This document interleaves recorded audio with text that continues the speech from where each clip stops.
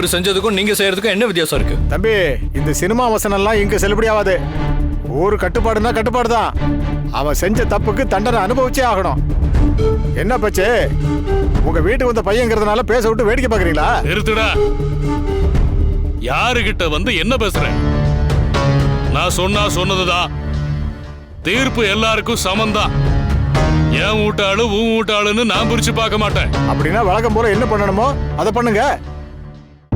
அண்ணே, அவர் பட்டணத்துக்காரனே, அவர் தெரியாம பண்ணிட்டாரு, மன்னிச்சு விட்டுருங்க அண்ணே. சக்தி, பேசாம இருக்க மாட்டேன்.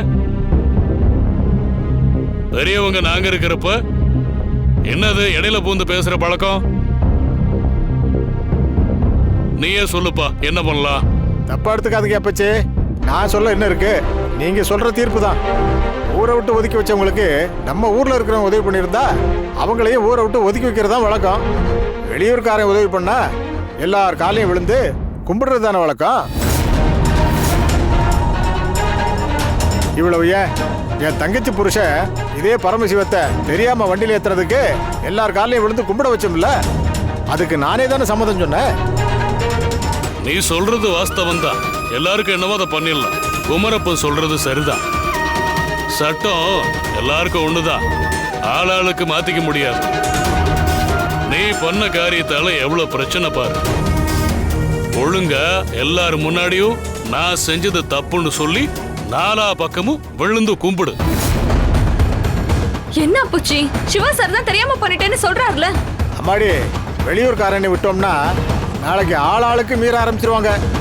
அப்படின்னா அவருக்காக நான் வேணா எல்லார் காலையும் விழுந்து கும்பிடுறேன். அவரை விட்டுருங்க. சக்தி, அவனுக்காக நீ எதுக்கு விழுந்து கும்பிடணும்? தப்பு செஞ்சவங்க தான் தண்டனையை அனுபவிக்கணும். நீ சும்மா இரு. அப்பச்சி. ஆமா சக்தி, நீ அமைதியா இரு. நான் தானே தப்பு பண்ண, நானே விழுந்து கும்பிடுறேன். ஆனா இது நான் தப்பு செஞ்சேங்கிறதுக்காக விழுந்து கும்பிடல. அப்பச்சியோட தீர்ப்புக்கோ அவரோட கௌரவத்துக்கோ இந்த ஊர் கட்டுப்பாட்டுக்கோ என்னால எந்த கலங்கமும் வந்துடக்கூடாது. அதுக்காக தான் நான் விழுந்து கும்பிடுறேன்.